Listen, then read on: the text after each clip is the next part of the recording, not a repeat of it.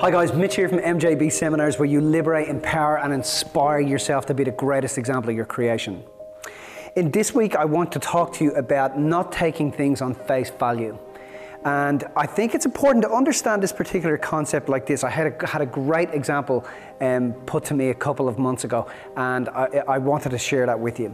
You know, if you're looking at a computer screen, and when you look at a computer screen, you know, your screen comes up and, you know, you take a document and you pop it in a file, and then you take that file and you put it down into a Word area. You know that when you look at that computer screen, that there is actually no file there, and there actually is no paper document. What there is a whole heap of circuitry going on behind the scenes that give you the illusion that that's what's actually happening, right? But life is exactly the same. When things are occurring in your life and things are going on, you have to understand that that's not what you're seeing, is not what's actually happening. It's a bit like with my kids, like with my daughter Lexi or Lola. Oliver not so much now because he's still very young, but I know when Lexi comes out and she's stomping her feet or Lola's jumping up and down, I know that what I'm seeing happen is not what's actually going on. So I can't take those things on face value. And when we do take those things on face value and they affect us emotionally and we get angry or resentful or pissed off, or we feel like, oh my God, I'm just so annoyed that this is happening, it's because there is a part of us that innately knows that what's occurring here is not what's actually going on.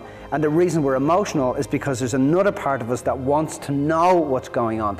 There's that higher part of ourselves that wants everything to be okay, that wants to get the message or actually see what's happening in our lives or what's happening for the little girl.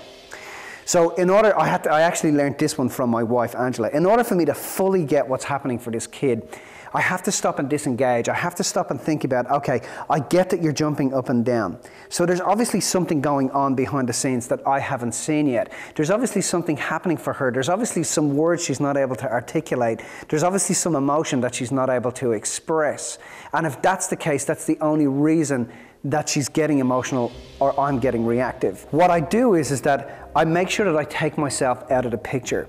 I make sure that I stop and I go, okay, I'm not going to react here. I'm going to stop and I'm going to take some time and I'm going to say, okay, Lexi, I see what's happening for you, or Lola, I see what's happening for you, and I'm going to come back and talk to you. And I have to wait. I have to find my way to go back and talk. But I will stop and use my intellect and I'll say, okay, what's happening for her right now? What's going on in the environment? We see that there's way, way, way more going on than we actually reactionally think. Is she under pressure at school, or is she under pressure from other kids? Has she had too much sugar, which a lot of the time can also be the problem? But I have to stop and get that what I'm seeing on face value is not real. So this week I want you to do something for me. I want you to think about something that occurred in your life that really affected you. And I want you to think about, okay, what was actually occurring for the person or the situation? What was occurring in that situation that I didn't see in the time of the emotion? Because remember, when we're emotional and we're trying to negate through emotion, it's a bit like trying to negate with a drunk. You just can't do it. So because either we're emotional or we're reactive or we're drunk on emotion, or they are.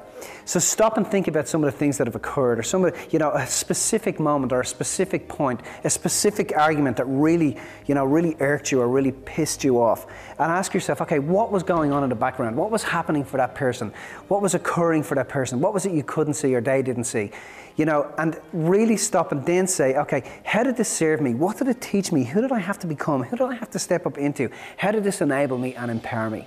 Now, I want you to share in the comment section this week and tell me something that you've realized about an occurrence, something that you were taking on face value. Now, if this has helped you in some way, please feel free to share it or tweet it and help us to get the message out. We love when you guys do that. On top of this, guys, I want you to remember that love is all there is. Love is the only way. Please feel free to tweet this. Live your life inspired. Take care. Bye-bye.